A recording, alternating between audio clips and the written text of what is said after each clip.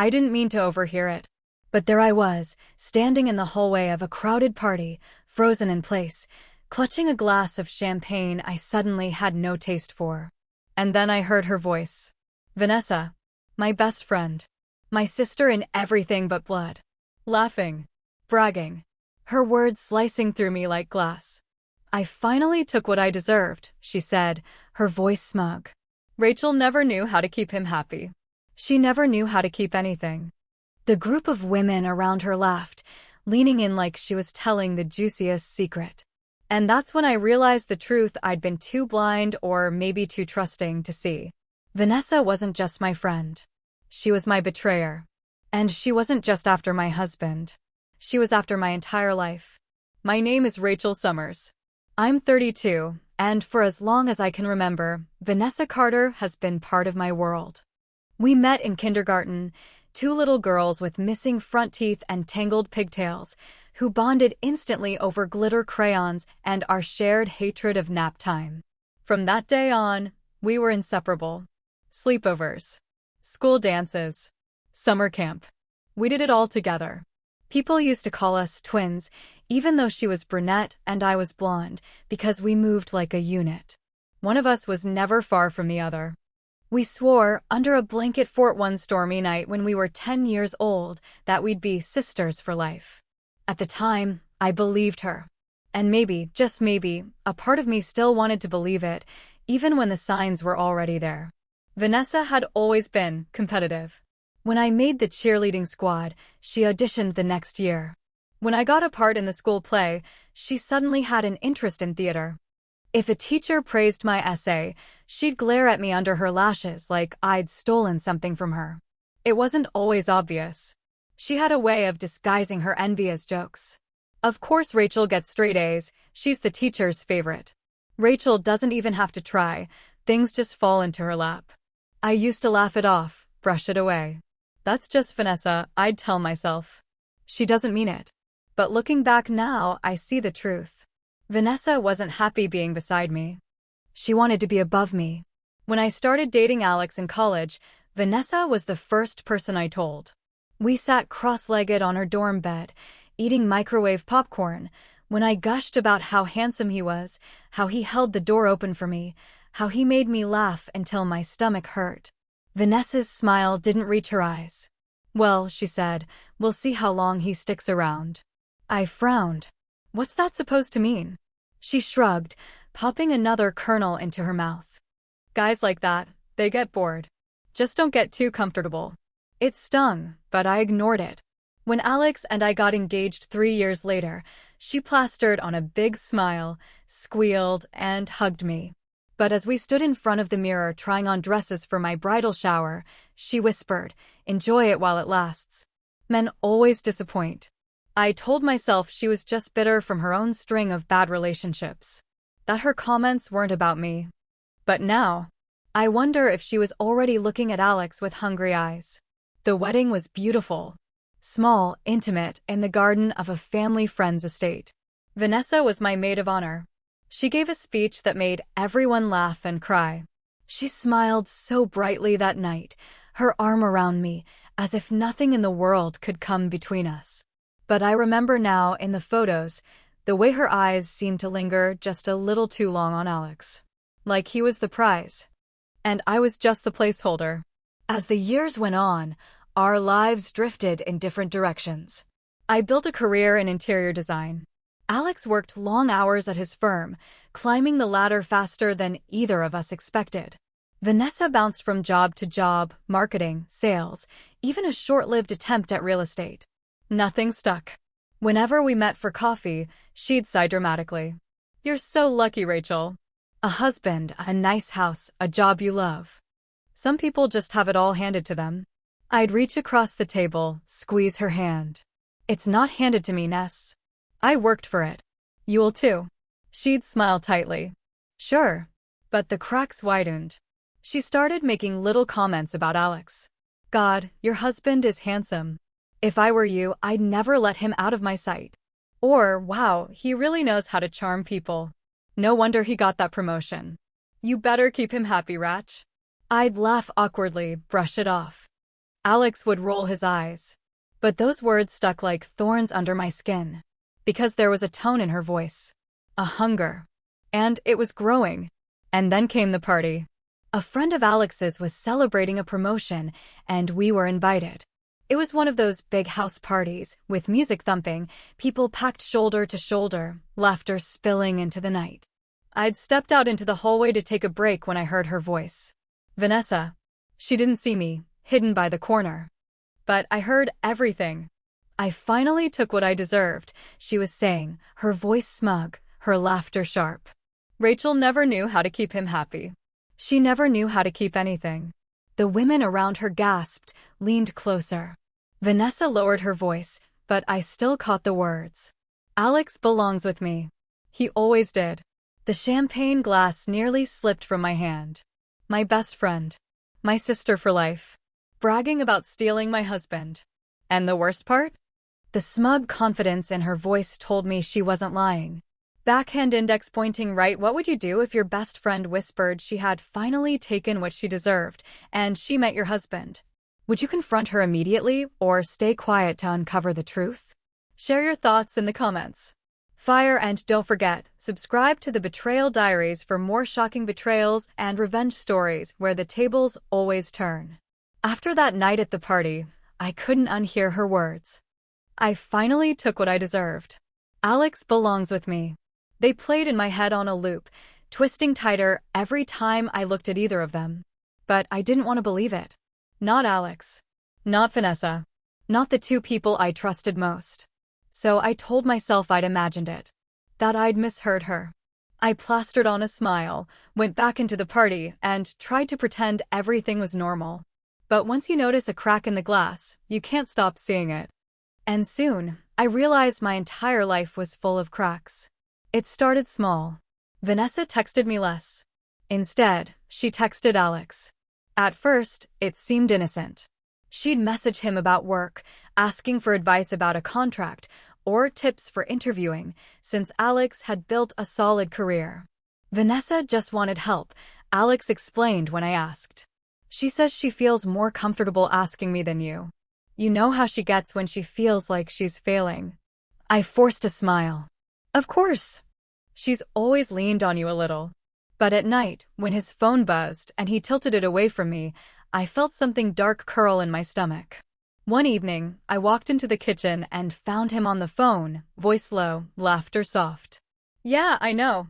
No, don't worry, she doesn't suspect anything. He turned when he saw me, nearly dropping the phone. Who is that? I asked. He smiled too quickly. Work. But the way he avoided my eyes told me otherwise.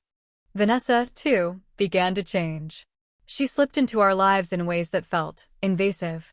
She'd drop by with takeout when Alex was home late, making a show of sitting close to him at the table, laughing at every joke, brushing her hand on his arm. She started buying him little gifts, a tie, a book he mentioned once in passing. Don't look so shocked, Rachel, she'd tease. I'm just helping your husband look good for work. But the way she smirked at me when she said it made my stomach twist. One night, we were all sitting together, watching a movie. I had curled up against Alex, but Vanessa had stretched herself across the couch so her legs brushed his. When I shifted, she looked at me with a faint smirk, like she was daring me to notice. Like she wanted me to see.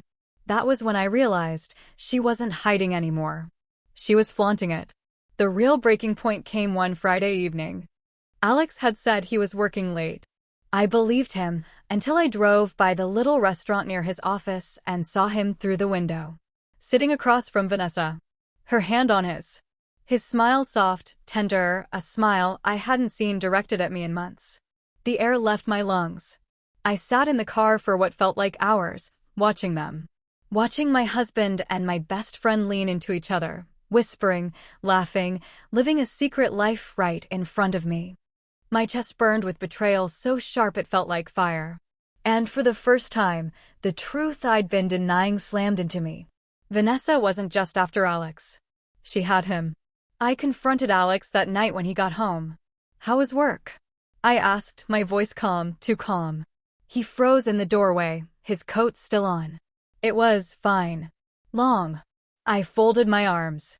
Did Vanessa help you with those long hours? Over dinner, maybe? The blood drained from his face. Rachel, it's not what you think. I laughed, sharp and bitter. Don't insult me. I saw you. Holding hands. Smiling like you loved her. He ran a hand through his hair, pacing. It's complicated. You don't understand. Then explain, I snapped. Explain how my best friend ended up in my husband's arms. But he didn't explain. He just stared at me, guilt written all over his face. And that silence told me everything. The next day, Vanessa showed up at my door, bold as ever. She didn't look ashamed. She looked smug. Rachel, she said, as if she pitied me. You've always had everything. The perfect job. The perfect house. The perfect husband. Maybe it's time you realize not everything belongs to you. My hand shook. You were supposed to be my friend. Her smile widened. I am.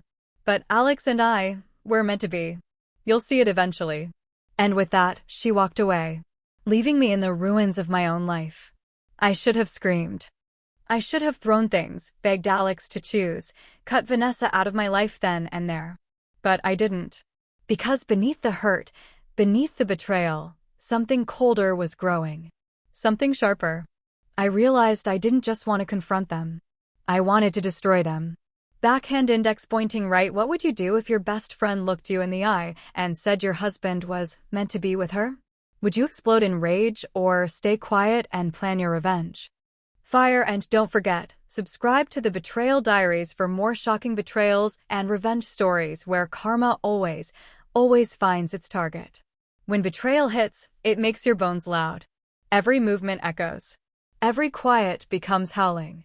For the first week after I saw them, Alex's laugh, Vanessa's hand in his, I stumbled through the motions like a person learning how to walk on new legs. I made coffee. I went to work. I smiled when friends asked how I was. But inside, something had tightened into a cord I couldn't cut. That cord had a name. Proof. There's a difference between knowing someone has wronged you and having the receipts to prove it. One shreds you from the inside, the other becomes armor. I needed armor. So I did what any woman who'd been gaslit and betrayed 1,000 ways does when she's done with confusion. I prepared. First, the silence. I decided, deliberately, to make myself small. To let them think I was shattered. It was one of the hardest acts of my life, to smile politely at Vanessa's messages, to answer Alex's questions in short sentences, to accept invitations and sit through dinners while a volcano roared behind my ribs. But it mattered. If they suspected I'd discovered the whole affair and that I intended to retaliate, they'd cover their tracks. Spies close down when they smell danger. Hunters tire easily when the prey takes refuge. So I let them hunt. At work, I picked up the slack. I designed, negotiated, ran late nights, because work was a natural place to vanish into focus and avoid confrontation. My boss loved my dedication. My clients loved my taste. It gave me a cover, a rhythm that felt like normal when everything else wasn't. But I was also busy in ways that didn't show to anyone who wasn't paying attention. I started with what was easiest, their phones. I'll confess, I know how this sounds. Not heroic. Not glamorous. Practical. Necessary. Alex had always been careless with his devices. He left his email signed in on our laptop half the time. He forgot to close tabs and assumed I wouldn't look. There's a strange arrogance to cheaters. They believe you are too soft, too loyal, too broken to check. I changed his arrogance into my advantage. The night he fell asleep on the couch after a late dinner, I sat by his laptop pretending to do my freelance revisions. My hands hovered over the keys. My stomach flipped. Then I clicked into his mail and found threads I'd never seen, long chains of messages between him and Vanessa, full of inside jokes, travel plans, gift talk, and a kind of intimacy that read like a parallel life. There were hotel receipts, dinner reservations that coincided with his late nights, and photos he'd sent her, a selfie with a tie he'd bought, a grainy picture of a sunset with the caption, "Wish you were here." I took screenshots. Date-stamped. Time-stamped. I emailed them to my personal account, labeled them with a folder name that would never be questioned, Design Inspiration. Then I logged out, closed the laptop, and went to bed. When you collect evidence, you want it in different places. I kept backups, a hard drive locked in my desk, copies on the cloud with encryption, and paper prints folded into the spine of a cookbook on my shelf. Redundancy is boring but crucial. You don't win by being romantic, you win by being thorough. Next, money. If you're going after a relationship cheater who's also being bribed, you look for the paper trail. My bank statements were a mess at the time, receipts from clients, petty refunds, my own business card charges.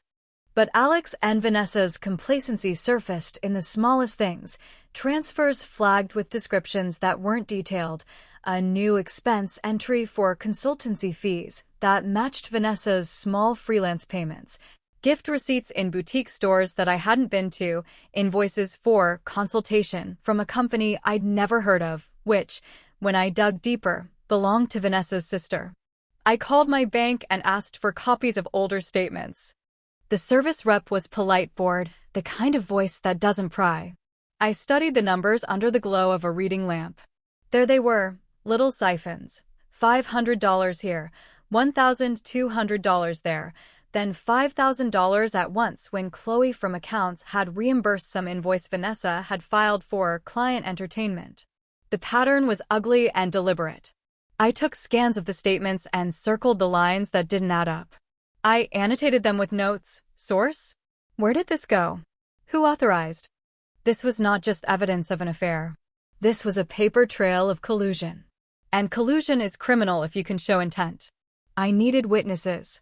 Email threads and bank statements are strong, but people are stronger. A man or woman who knows you have allies behaves differently. So I started asking questions under the guise of concern. First, I reached out to colleagues of Alex's, the people who worked with him and might notice dinner reservations or odd expenses coded to his expense reports. I asked under the pretext of checking on a billing error. A few were evasive, uncomfortable, but one, a junior analyst named Owen, was honest in a way that surprised me.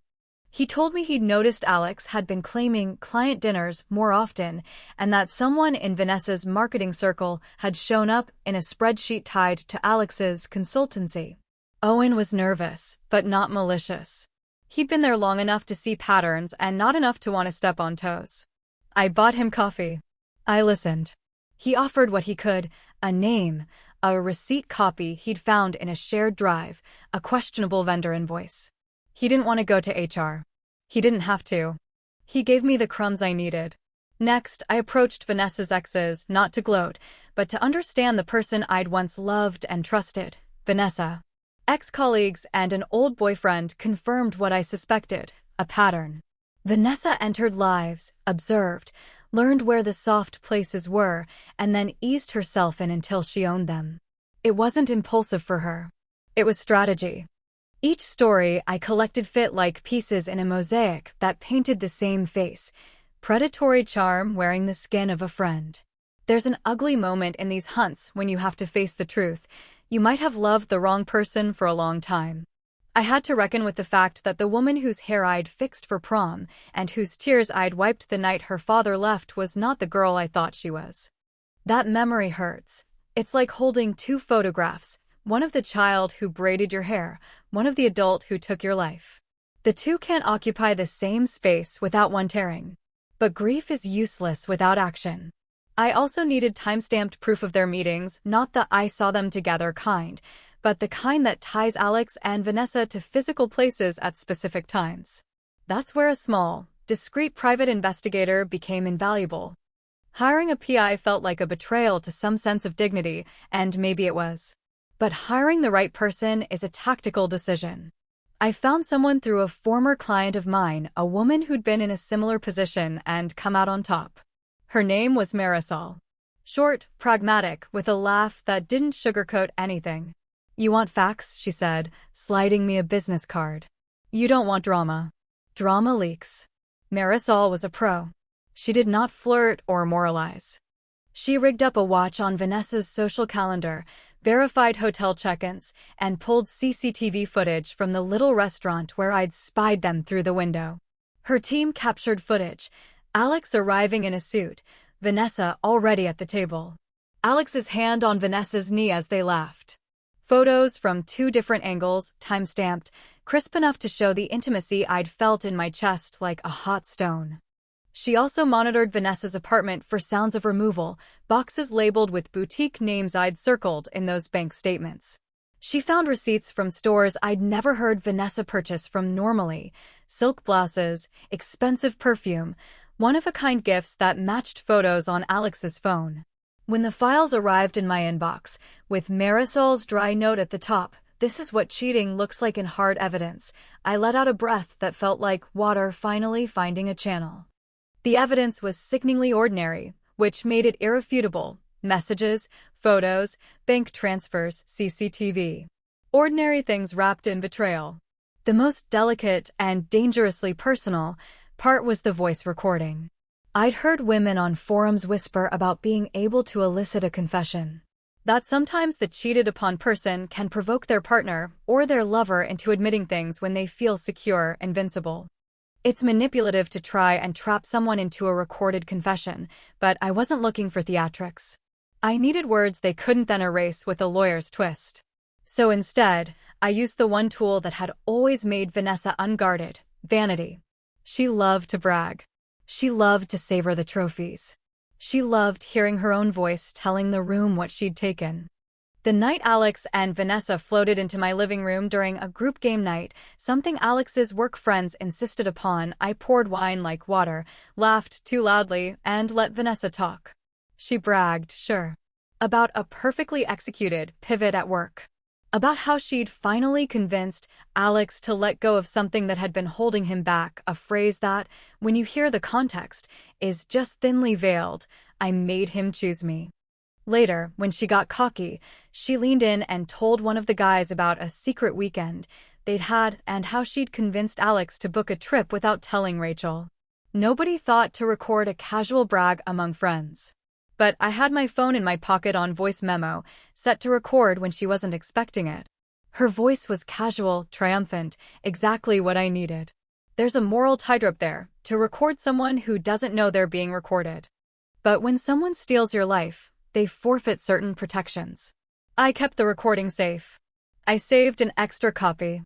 I breathed. By the time I had all the pieces, I felt both hollow and complete. The evidence stack was thick. Screenshots, bank statements, eyewitness notes from Owen, CCTV stills from Marisol, the voice memo, receipts. I printed everything and arranged it into folders. I told myself I wasn't doing this for vengeance alone. I was doing it for truth. For the dignity of not being gaslit forever. For the people who trusted me and would believe me when the time came. For the self who had sat through years of subtle sabotage and finally decided that enough had been enough. And just as importantly, I wanted to protect myself. If I had to lose a marriage, I wanted to lose with the right balance of agency. I wasn't going to leave with nothing because a friend chose to be a thief and a husband chose to be a coward. There were soft moments, too. Tiny, selfish mercies I allowed myself because the work of gathering proof had been lonely. A text from my sister checking in. An unexpected lunch from my mother. A note from a client saying a magazine wanted to feature one of my designs. Those small scraps of life reminded me I had a life independent of Alex and Vanessa, a truth I'd let them erase with their whispers and their hands. But I still had to be careful. I changed passwords. I logged out of shared accounts. I scanned for unknown devices on my network. Paranoia is a byproduct of betrayal, but it's also a survival skill. With every little check, I felt more like a woman closing the hatch on a storm. One final, tactical move, I cultivated my outside voice. I started making calls to a family attorney, to a counselor, to a trusted friend in PR who'd once managed a nightmare. I didn't blurt the entire scandal to everyone. You don't broadcast when you're about to detonate an explosive case. But I whispered enough that, should anything happen to me, a paper trail and named witnesses existed. It's a strange thing to do, retell your humiliation to professionals so they can file it away for later, but it's also sanctifying. Your shame stops being only yours. At night, when the house went dark and the neighbors' TVs hummed, I sat in my bedroom surrounded by printed pages and thought about what would happen when I let go of my silence. Would I regret exposing the people who once touched my childhood? Would my social circle fracture? Would Vanessa claw, scream, attempt a counter-narrative so persuasive that half the town would believe it? Maybe. But living a lie that required me to be small was not an option anymore. So I waited. Carefully. Quietly. Watching the calendar, timing the right moment.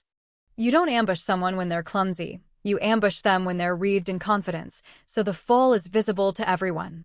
Vanessa continued her little flourishes, a new dress here, a new Instagram post there, blissfully unaware that the camera roll she thought protected and flaunted would soon become the dossier that undid her.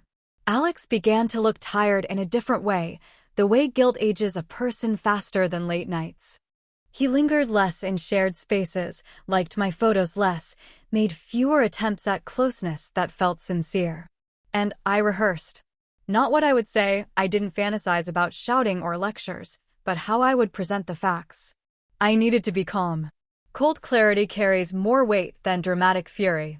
I planned the order of exhibits, how to hand papers to my lawyer, how to keep my voice steady when our mutual friends inquired with pity in their eyes.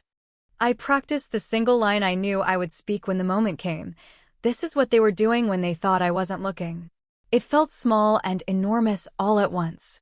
At the end of that month of gathering, I had everything I needed. Not for revenge as spectacle, but for one definitive, immutable thing, truth. The kind of truth that, when put on a table in front of people who could not unsee it, would shift the tectonic plates of my life. And when you hold that truth, you understand a simple, terrible certitude: there's no going back. You can't really rebuild the way things were, but you can build something better from the debris. That's what I decided to do. I didn't know yet whether Alex would beg or deny, whether Vanessa would beg forgiveness or fight like a cornered animal. I only knew this: I wouldn't be the woman who doubts herself anymore. And the best part? They were absolutely certain I was too broken to fight back. They were wrong. Backhand index pointing out if you've ever had to collect proof to protect yourself, financial records, messages, or recordings, how did you handle the guilt and the resolve? Tell me in the comments. Your experience might help someone who's still stuck in doubt. And if you're invested in this story, subscribe to the Betrayal Diaries. I'll be back with the moment everything erupts, the big reveal, and the sound of 100 people finally seeing the truth. The night of the party arrived like a storm I'd been tracking for weeks. It wasn't just any party, it was a joint celebration. Alex had been promoted, and Vanessa had landed a new client she wouldn't shut up about. They decided to throw it together, as if fate itself wanted me to watch them gloat side by side. The invitations went out. Friends, colleagues, family. Everyone who mattered in our circles would be there. The perfect stage. They wanted a celebration. I was going to give them a show. I dressed carefully that night. Not in black, not in bitterness, but in a deep emerald dress that shimmered under the lights, the kind that hugged my waist and made me look like I wasn't someone shattered, but someone unbreakable. When I walked into the room, conversations paused. Compliments floated toward me. I smiled, shook hands, kissed cheeks. And then I saw them. Alex in his tailored suit, trying too hard to look relaxed. Vanessa in crimson, her hand brushing his arm like she'd earned the right to touch him in public. Her eyes met mine across the room. She smirked. That smirk was the last straw. The party hummed. Glasses clinked. Music floated in the background. Vanessa tapped her glass, her voice bright and theatrical. Can I have everyone's attention? I just want to say how proud I am of Alex. He works so hard, and he deserves every bit of this promotion. And, she added with a meaningful glance at me, I'm grateful to have such amazing people around us. Around us. The room chuckled, clapped. Alex nodded awkwardly. And then it was my turn. I stepped forward, lifting my glass. I'd also like to say a few words. The crowd turned. Smiling faces. Expectant eyes. And Vanessa, watching me with a smirk that said, "Go on, Rachel. Let's see what you've got." My husband, I began, voice steady, and my best friend. I let the words hang. People glanced between us, puzzled by my tone. They thought they were clever. They thought they could build a secret life right under my nose. But the thing about secrets is, I reached into my bag and pulled out the first folder. They leave receipts. Gasps fluttered through the room. Vanessa's smirk faltered. Alex's face drained of color. I laid the first sheet on the table, a printout of the dinner reservation, time-stamped on a night Alex had sworn he was working late. Then the screenshots of emails, Alex calling Vanessa, my escape, and Vanessa replying, she'll never know. Then the bank statements, money funneled into her accounts, gifts he bought her with our shared finances. Murmurs rippled through the crowd. Someone whispered, "Oh my God." Vanessa laughed suddenly, too loudly. "Rachel, what is this? Are you seriously trying to humiliate yourself like this?" I tilted my head. "You tell me. Recognize your voice." I pressed play on my phone. The recording filled the room, Vanessa bragging about their secret weekend, about how she had finally taken what she deserved. Her words, her voice, undeniable. The room went silent. So silent you could hear the ice clinking in glasses. Vanessa's face went white, then flushed scarlet. Alex buried his face in his hands. "Rachel," Alex started, his voice broken. "Please, not here." But I cut him off, my voice sharp. "Not here? You had no problem meeting her in restaurants, in hotels, in my marriage. You had no problem letting her steal what wasn't hers." I turned to Vanessa, who was trembling now. "You wanted my life so badly? Here it is. All of it. Laid bare in front of everyone. Congratulations. You finally have the spotlight." The room buzzed, whispers growing louder. Her best friend? With her husband? How disgusting. Vanessa tried to recover, her voice shrill. "You're just bitter, Rachel. You're twisting things. Alex and I." But Alex cut her off. "Stop." Everyone stared. Alex's voice shook. "Just stop, Vanessa. She's right. It's true." Vanessa's head snapped toward him, eyes wide with betrayal of her own. "You spineless." But she couldn't finish. Because the crowd had already judged her.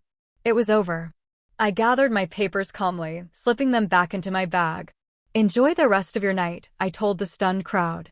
"I know I will." Then I turned and walked out, head high, my emerald dress shimmering in the light. Behind me, the room erupted, voices, gasps, the sound of Vanessa's desperate protests drowned out by disgust. I didn't need to stay to hear it. I had already won. Backhand index pointing right. If you had the chance to expose a betrayal in front of everyone, would you take it or keep it private? Fire, and don't forget, subscribe to the Betrayal Diaries for more shocking stories where betrayal burns, but revenge shines brighter. The night of the party became a legend in our town. I didn't have to retell it. The people who were there did it for me, in hushed tones over brunch, in loud whispers at the office, in not-so-private group chats that traveled faster than wildfire. Did you hear about Rachel? Her best friend and her husband, exposed in front of everyone. Vanessa had the nerve to brag about it, and Rachel had the proof. By Monday morning, I couldn't walk into a coffee shop without heads turning. But this time, it wasn't pity I saw in their eyes. It was respect, admiration, even awe. Because I hadn't just survived betrayal. I had burned it alive, in front of witnesses. Vanessa's fall was swift and brutal. For years, she'd built her identity on being charming, magnetic, the life of the party. But charm only works when people want to be near you. After the party, nobody did. Friends stopped answering her calls. Her coworkers avoided her in the hallways. The new client she bragged about dropped her instantly, citing reputational risk. Even her family, the ones who used to call me their second daughter, reached out to me privately. "We're so sorry, Rachel," her mother whispered over the phone. "We didn't raise her to be this way." Vanessa tried to spin it. She told anyone who would listen that I had set her up, that Alex had pursued her, that she was the victim. But the recording killed her story. Her own words had been her undoing. And the whispers that once built her up now tore her down. Alex didn't fare much better. At first, he tried to apologize. Flowers appeared on my doorstep. Long texts at midnight. Voicemails where his voice cracked as he begged me to just talk. But talk about what? How he let my best friend dismantle my trust. How he sat silent while she gloated in my face. How he chose her over and over until I made it impossible for him to hide. No bouquet could cover that rot. When I filed for divorce, his mask finally slipped. "You're going to regret this," he spat one night. "I gave you everything." I laughed, bitter and sharp. "You gave me humiliation. And I turned it into power. That's the difference between us." The legal process wasn't easy. Divorce never is. But I had prepared. I had the evidence, the bank transfers, the gifts, the financial entanglements that proved marital misconduct. My lawyer, Marissa, looked almost gleeful when she saw the file I handed over. "You've built a stronger case than half the firms in this city," she said. In court, Alex tried to argue that it was all a misunderstanding. Vanessa sat behind him, glaring at me like a cornered wolf. But the judge didn't care about glares. The judge cared about proof. And proof was what I had in abundance. When the ruling came down, I kept the house. Half the savings. And because of Alex's financial misconduct, the judge ordered him to cover my legal fees. It wasn't just a win. It was justice. Vanessa faded into obscurity after that. She tried to reinvent herself in another city, but social media is relentless. Screenshots travel. Her name was forever linked to betrayal, scandal, shame. As for Alex, last I heard, he was renting a small apartment on the other side of town alone.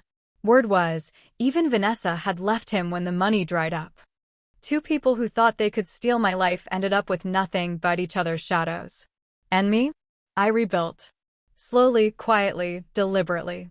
I repainted the walls of my house, not because they needed it, but because I wanted to see colors I chose, untouched by their memories. I filled my living room with laughter again, friends who stood by me, family who never wavered. I poured myself into my work, landing projects that challenged and inspired me. My designs were featured in a magazine spread. Clients trusted me more than ever, maybe because they sensed the steel I carried now. And for the first time in years, when I looked in the mirror, I saw someone I recognized. Not the broken wife. Not the betrayed friend. But a woman who had survived fire and come out glowing. Months later, I ran into Vanessa by accident. She was in the grocery store, hair unkempt, makeup smudged, wearing clothes that looked 2 sizes too big. She froze when she saw me, her eyes starting like a trapped animal's. For a moment, I almost felt sorry for her. But then I remembered the smirk at the party, the smug words. I finally took what I deserved. And I realized she had taken exactly what she deserved. Nothing. I walked past her, my head high, my cart full, my life intact. And I didn't look back. Because revenge isn't always about screaming or fighting. Sometimes revenge is silence, peace, the kind that wraps around you like a warm blanket while your enemies freeze in the cold they created. Sometimes revenge is simply living better, brighter, freer than they ever imagined you could. And sometimes, the sweetest revenge is glowing so fiercely they can't stand to look at you. That was my revenge glow. And it was worth every tear it took to get here. Backhand index pointing right. What do you think? Should Rachel have stayed and fought to fix her marriage? Or was walking away and thriving the best revenge? Fire, don't forget, subscribe to the Betrayal Diaries for more stories where betrayal cuts deep, but the glow of revenge burns brighter than ever.